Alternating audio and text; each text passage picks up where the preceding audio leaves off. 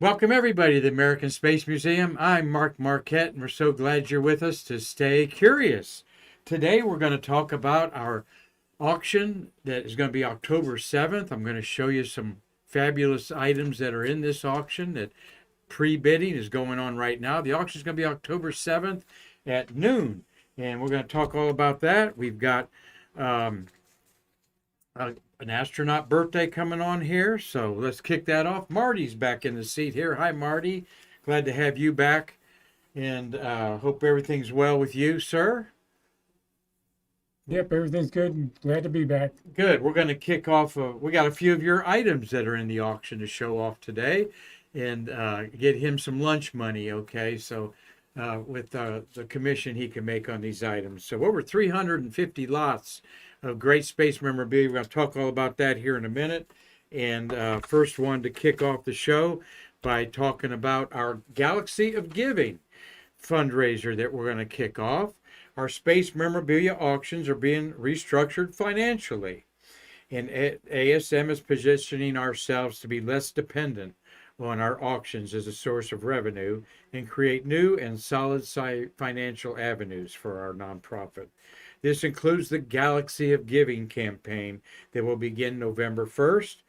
ASM values your involvement in our nonprofit foundation and museum, and we hope that you find it in your heart to show how much you appreciate us. And there's many ways you can do that. If you feel like giving now, you can click this. We'll go right to our funding avenues on our different social media platforms there. So we've got supporting businesses, Marty, like Boeing, Karan and Company, St. John's Airboat Tours. The Boeing is a retired group of Boeing there, so don't get excited why we're asking for money, because the big companies will reach them eventually. Belden Communications are great business partners with us. Sandmeyer Steel Company is responsible, Marty, for all the beautiful steel and aluminum out there at Spaceview Park. Bid Again Auctions, of course, is a great sponsor.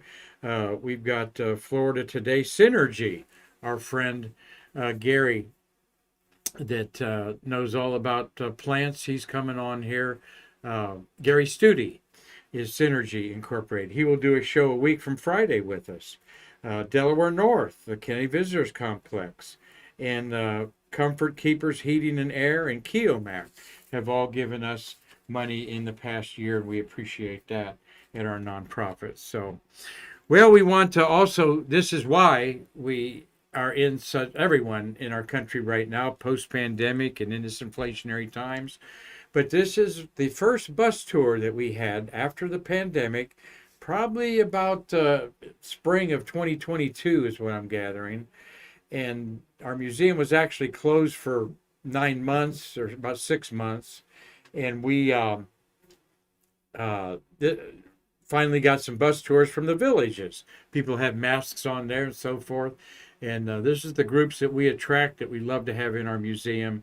And we have a lot of capital gains and building improvement needs, and always need things for our beautiful galleries to properly display these rare artifacts that are from the birth of America's space age. You're right here in the cradle of it when you're in our museum. All right, Bid Again Auctions there. Here's where you can get some wonderful deals, pre-bid. We're going to see the whole process here in just a minute. We're grateful to Chuck Jeffrey right there, who has literally saved our museum with these auctions. That's what that plaque says there. The board of directors probably would have had to cut the close or downsize in a tremendous way, and you wouldn't hear Mark and Marty 5 days a week talking to you about space history and shuttles and Apollo and everything like that, astronomy. So we're grateful to Chuck that we've been able to continue this way, and now we're going to use him as an auctioneer, but the structure of that's changed a little bit, and we have to find new avenues and be less dependent on Chuck's philanthropic ways that he certainly has given us more than even the auctions yield time and time again. And there is money in them there hills in space memorabilia, Marty. This is a Gemini hand controller out of a Gemini spacecraft in McDonald in St. Louis, Missouri. All of this stuff is not in Houston or here around our Space Coast and Kennedy Space Center in Cape Canaveral. Where in Rockwell's another place where you could find space memorabilia, where they built the space shuttle outside of Los Angeles. So where exactly was the space shuttle built, Marty? Someone's going to say it was built between Los Angeles and San Francisco, I think, is where. What town am I thinking of? Sorry to kick your brain in gear already. You just got Palmdale. Yeah, Palmdale. Palmdale. Thank you, sir. You can find stuff like that in Palmdale. But would you believe someone went out to take their trash out in a subdivision of St. Louis and saw this sticking on top of a pile of trash to be picked up? The young man knew it had to be space connected, went and asked the neighbor if they could, instead of throwing it away, could he have all that stuff? And they said yes. Guess what we sold this for at about auction number 8 or 9, Marty? Do you remember? No, I don't Not to remember. put you on the spot. But I forget what it sold for. $35,000. And it was in the next door neighbor's trash. All right.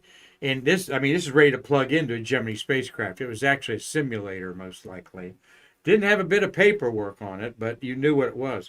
But the paperwork that this kid got were blueprints of like the dinosaur spacecraft with 8 or 10 people in it, and concepts of shuttle early days and so forth in the 1960s. So there's a lot of value, and I love watching Antique Roadshow and seeing the value of things go up. I love it when they reprise something and they'll say that it go up or down in value over a decade, and invariably space stuff is always going up in value compared to 10 years ago. The shuttle stuff is very affordable, and in 50 years it will be worth what the Apollo stuff is.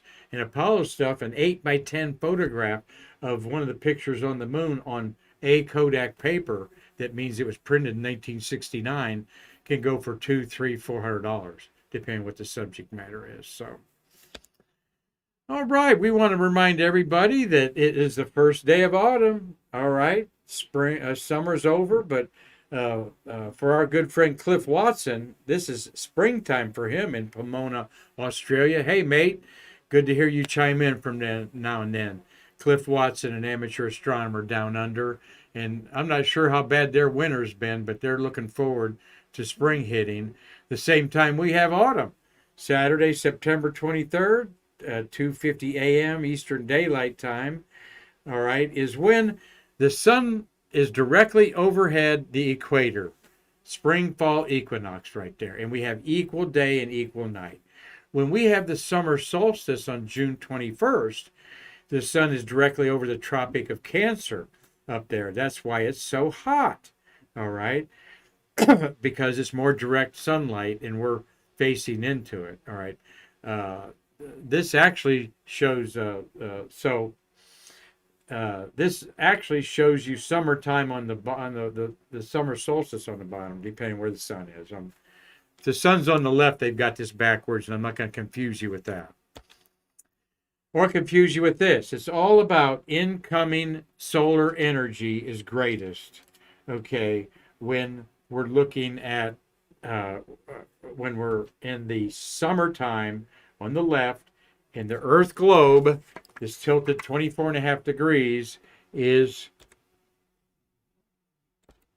tilted towards the sun.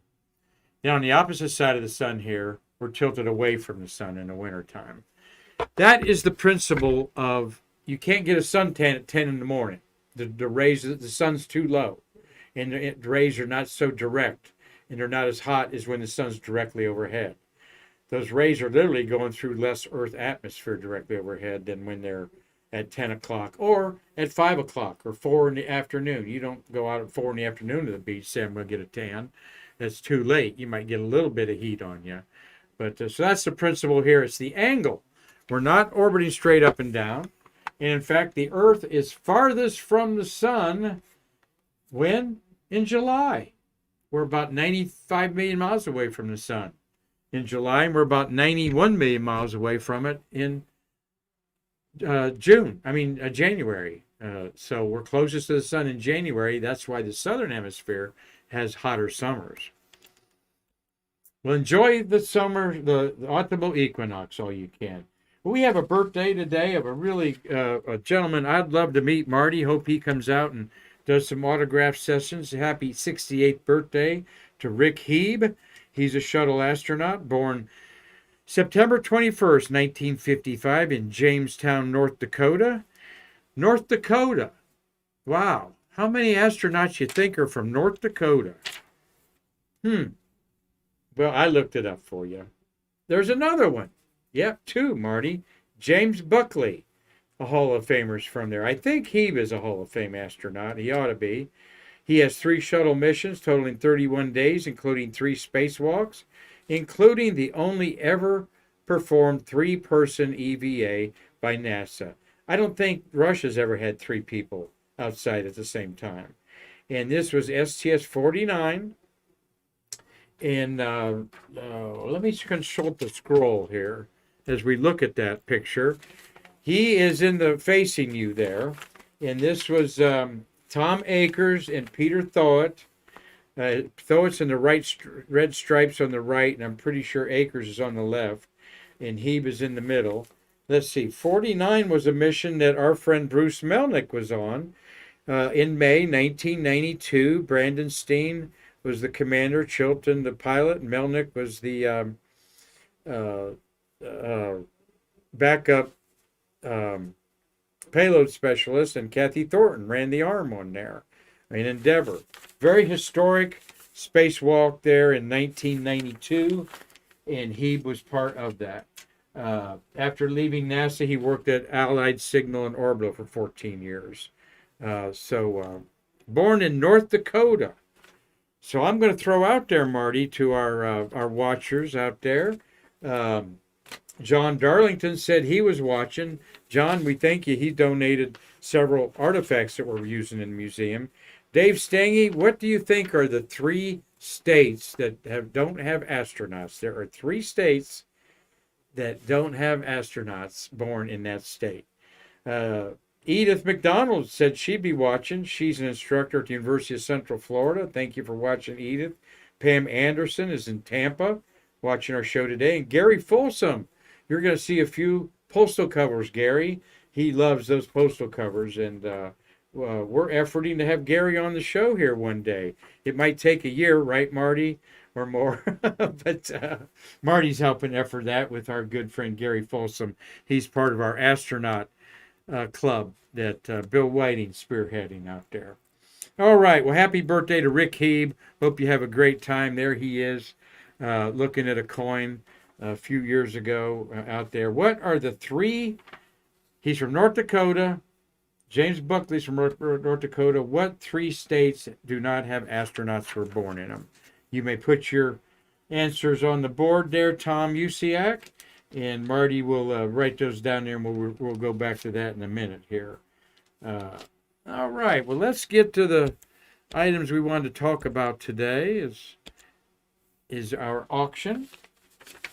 And on our auction page, you can go right there. Our auctions are done by Chuck Jeffrey. Like I said, I think I got another picture of Chuck there.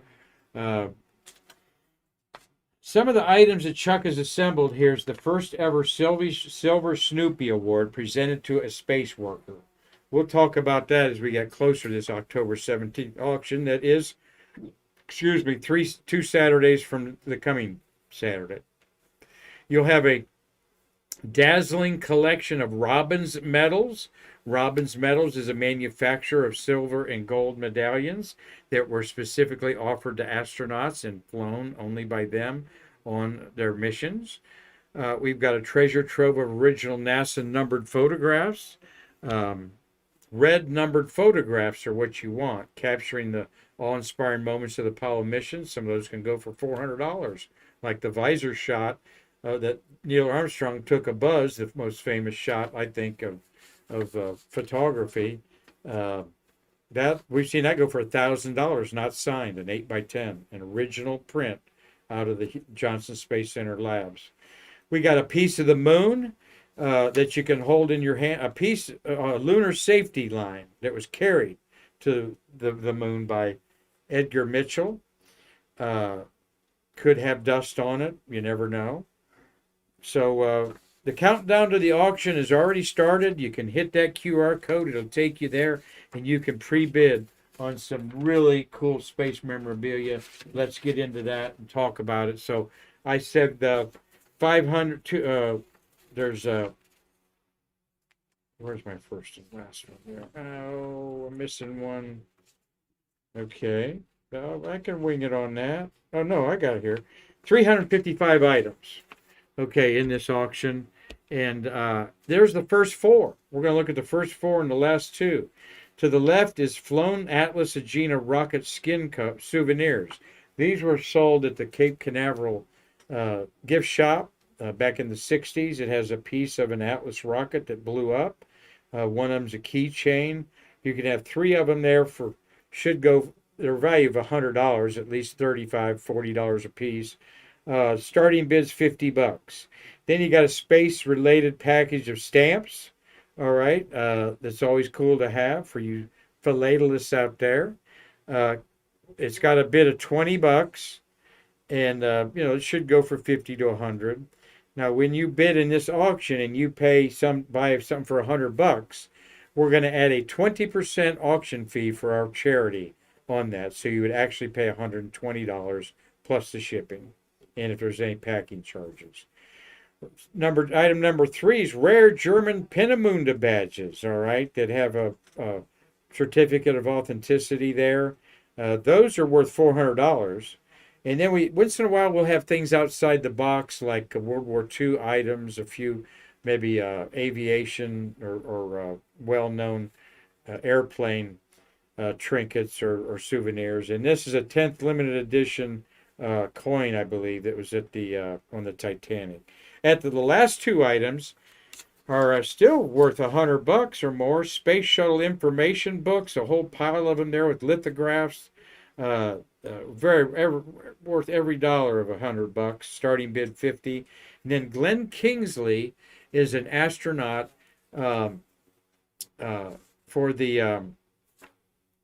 he was a training astronaut for Grumman. There was about a half a dozen of them. Our friend who passed away, Scott McLeod, was also one of them. And he was a Grumman F-14 test pilot. This is his collection of that stuff. Glenn Kingsley's items we have 15 or 20 of his items in the auction. We're going to highlight those the week of the auction. So, also want to look, this gives you an idea of a potpourri of stuff. You can bid on it now. And if Edgar Mitchell signed Apollo covers there, Gary Folsom, he's salivating over those. We often have it stamped the date of the recovery of Apollo 14, which is out at the beautiful Saturn V Center at the Kennedy Visitors Complex.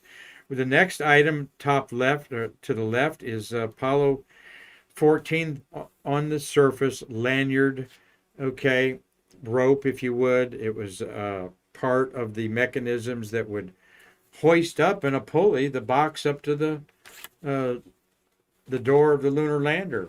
They just didn't carry them on their back up the ladder. They had a little pulley system up there for the box of rocks. This is part of the safety line and tether. It's about 60 feet long, I understand, and they cut up. I think they cut it in half and then cut it in 1-inch pieces. And that's a little business card size plastic card with it in the middle. And it says, "Thank you for helping us go to the moon." And I tell people, we have one in our Apollo gallery, and I tell people it's worth $1,000 all day long. You could starting bid at $500, and let's say you'll pay $1,000 for it, and the bid never gets up past $600 or $700. You'll get it for what that last bid is, competing bid. If someone wins $650 and no higher, you get it for $700. Though you're willing to go $1,000 on your pre-bid. All right, Apollo 15 firing room badges. These are very popular and go for $50 to $100 a piece. Dave Scott, the Apollo 15 Commander, Gemini pilot with Armstrong on Gemini 8, and he was also the Apollo 9 pilot of the lunar module. He's got his signed autograph there in a suit with the lunar rover, and then some postal covers there of his missions. Bottom, the next one is, thank you, Marty. Okay, that one is dear to Marty's heart in the upper left-hand corner. Marty, why don't you tell us what that is, please, off Apollo 17, sir? That's some Mylar foil taken off Apollo 17. We had to replace the IMU a few days before launch, and obviously had to take the Mylar blankets away to get access to the IMU, and that's a portion of it. So that could have flown to the moon and be It- on the moon right now if it you had to would. cut it off the IAU, you said, sir? IMU, Inertial Measurement Unit. Okay. And, all right, good. I mean, this, and it's worth, it's actually, we've sold lots of these. I've seen 4x4 inches, 8x8 inch squares of this go for $400 or $500, and this is about half that. So you get starting bid at $50. If you want to try to get it for $200, put that bid in there. All right. And when you're watching the auction, and I love watching on my smartphone, it's fun to watch. There's an app for that. Go to the QR code and download it there. Harrison Schmitt, the 12th man on the moon, signed stuff there. Moonwalkers are always worth $350, $400. You've got Apollo Sterling silver proof coin set that looks beautiful. McDonnell Douglas Apollo Profile mini books. All right, 10 of those at $20 a piece is a bargain. Then we've got another item that Marty's put in there. Please, Marty, tell us about this. Is a cool item, one of a kind, from the 50th anniversary of the Apollo Grumman Workers Reunion, the end of the era. Sadly, Marty, share us about that. Talking about the shirt, hat, and medals? Yes, sir. I'm sorry, okay. Yeah, that's a shirt. Wait.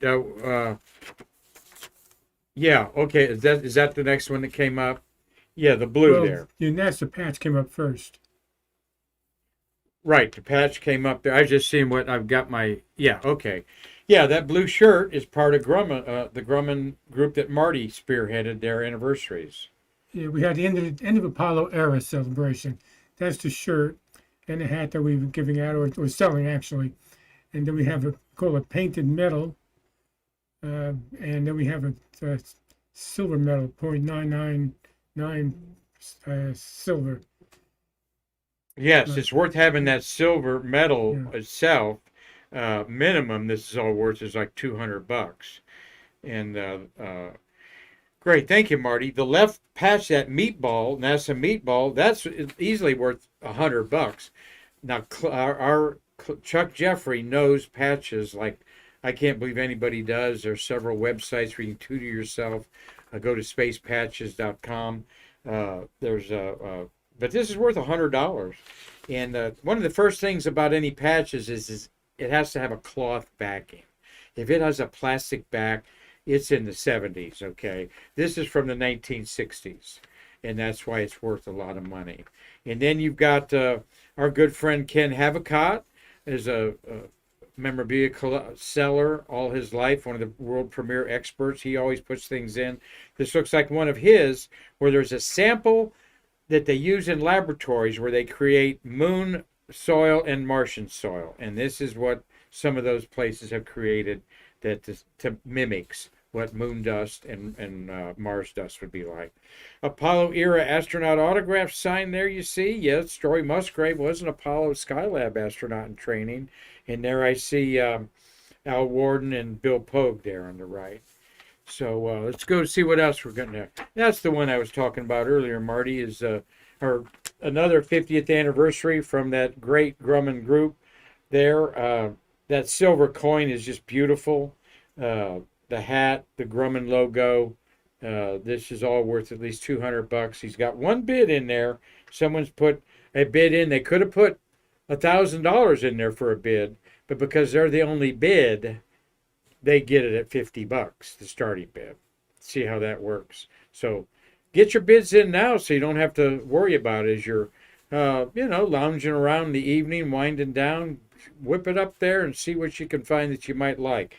We've got an aluminized fireman's helmet. That's a rare item from the 1960s. That's going to go for over $300. And a NASA Fire Department turnout coat with a certificate of authenticity. Firemen, very, very important to the safety at Space Center. And then beta cloth is the fireproof material that all of the logos and names and stuff like that on spacesuits are sewn on with.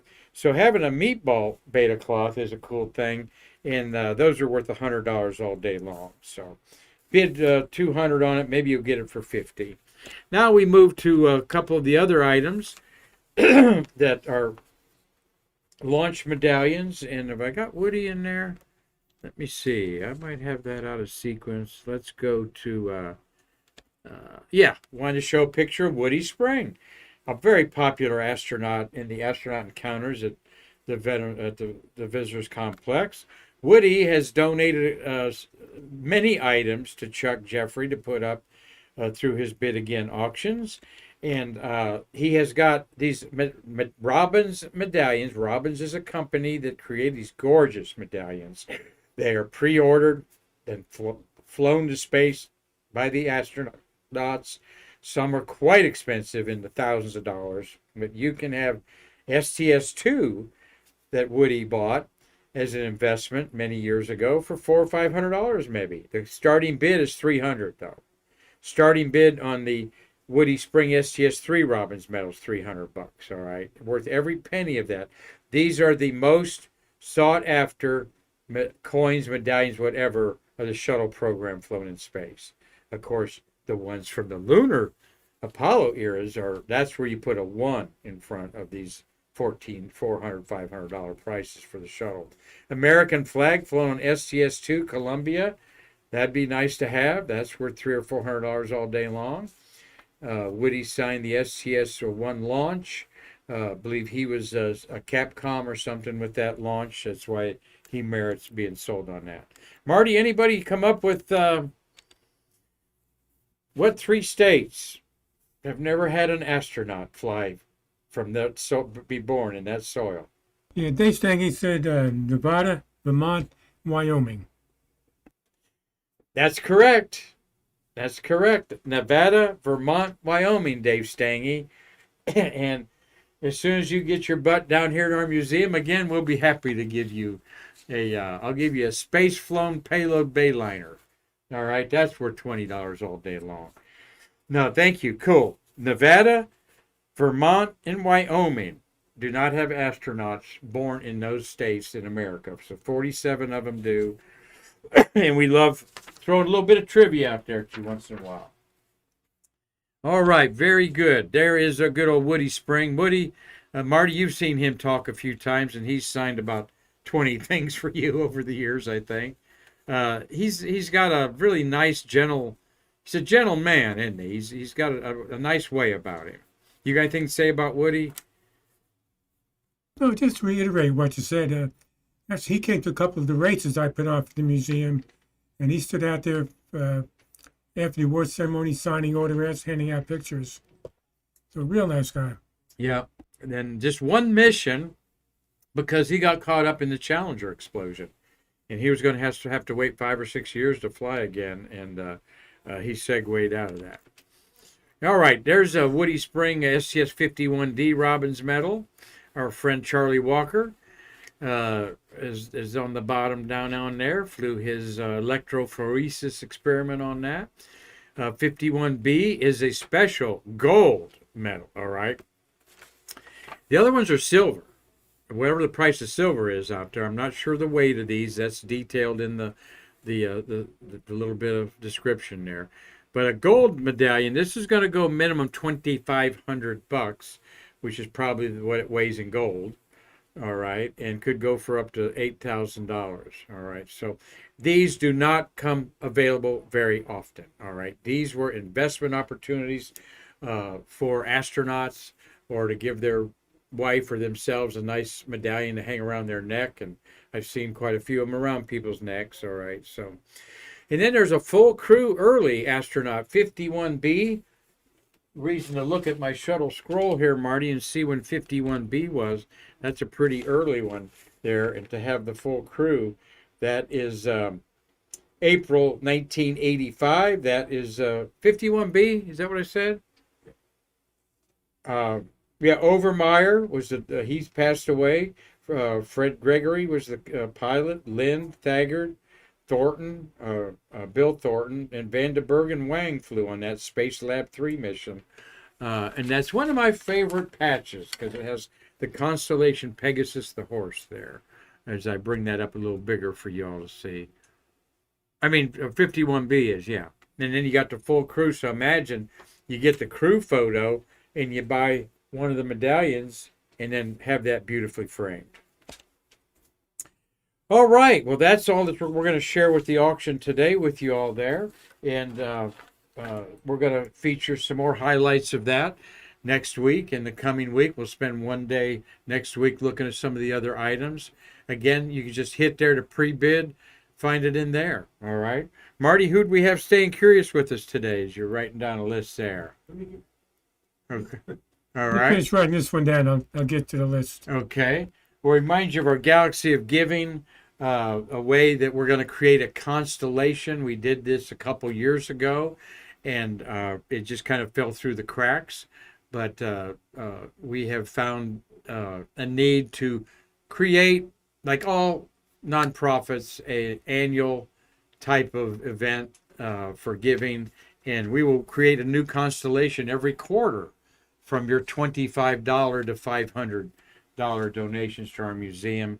And so we got some great friends watching today. Cynthia Rossi, thank you for always being a faithful watcher. Doug Forrest and Space Monkeys watching. Dave Stange, Tom Usiak, Carlton Bailey, Steve J.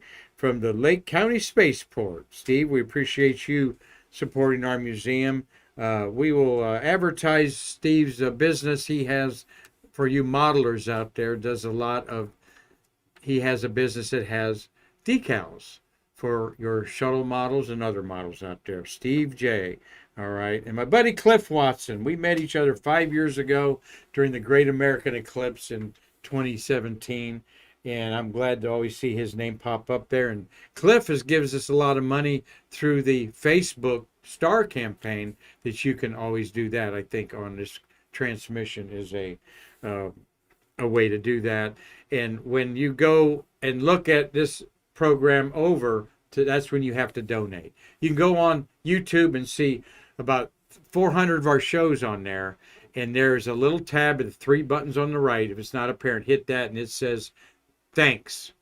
And it has a $sign, thanks button. And you can go from $2 to $500 increments. So thank you for wanting to give to us. Thank you for watching Stay Curious. Thank you for everybody's comments, often correcting me, and I do appreciate that.